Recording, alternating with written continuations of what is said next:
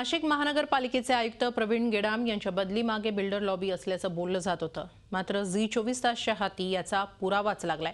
गेडाम यांनी कर वसुली आणि ठेकेदारीबाबत पारदर्शकता आणली होती, बेबंद बांधकाम व्यवसायाला वेसण घातली होती, अनेक बड्या बांधकामांवर हतोडा मारला होता। हे थांबवण्यासाठीच या प्रामाणिक अधिकाऱ्याच्या बदलीसाठी जोरदार लॉबिंग सुरू होतं।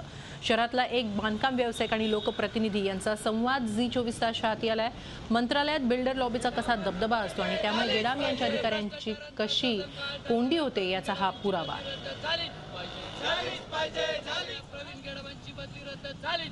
ऍक्च्युअली काय पॉलिटिकल तुम्ही इन्फ्लुएन्स वापरला नाही ना तोपर्यंत काम होणार नाही। पॉलिटिकल इन्फ्लुएन्स मध्ये कबडचा जो विषय आहे, आता राज ठाकरे सीएम ला फोन नाही करू शकत का? लगेच इमिजिएट ते कॉन्टॅक्ट करतील, इमिजिएट सांगतील एवढ्या गोष्टीसाठी कशाला वेटीज जाताय ते करतील लगेच। राज ठाकरेंनी सीएम ला जर फोन केला की तर नाशिकमध्ये अशा परिस्थिती लोक तक्रारी घेऊ, त्या हिशोबाने इथे सगळे इतके 100-200 कोटी आमचे थकलेले आहेत कॉर्पोरेशनचे, जे येणं तयार आहेत तुमच्या महसूल घटला आहे आणि महसूल मिळू शकतो तर तुम्ही घेत नाही।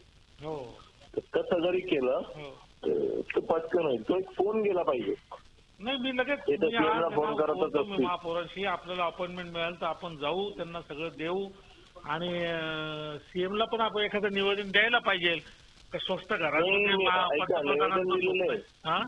निवेदन दिलंय आम्ही, हेही सांगतो, पण सीएमला आम्ही भेटलो, सीएमनी आम्हाला 1-2 महिने अगोदर मीटिंग मध्ये शब्द दिला की 15 दिवसात मी तुम्हाला 37ची कारवाई मंजूर करून देतो, तर ते दिलं नाही। जायचं, आपणच जायचं, अपॉइंटमेंट घ्यायचं त्यांना। कसं काय होणार? 2022 पर्यंत लोकांना घरं कशी मिळतील? कुठे गेले तुमचे धोरण?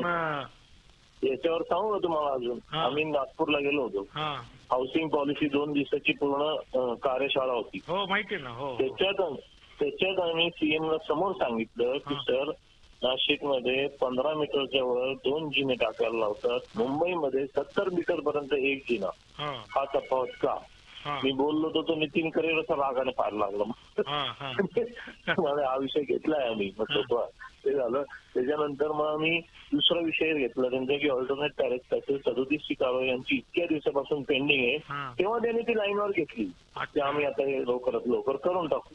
आता हे आमचं कंटिन्यू हॅमरिंग चालू आहे, पण रिझल्ट येत नाहीये, पण यावर आहे, तो होऊन जाईल आता।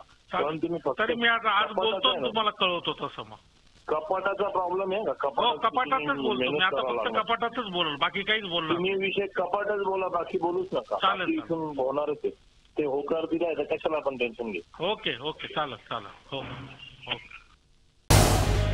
झी24 तास रहा एक पाऊल पुढे।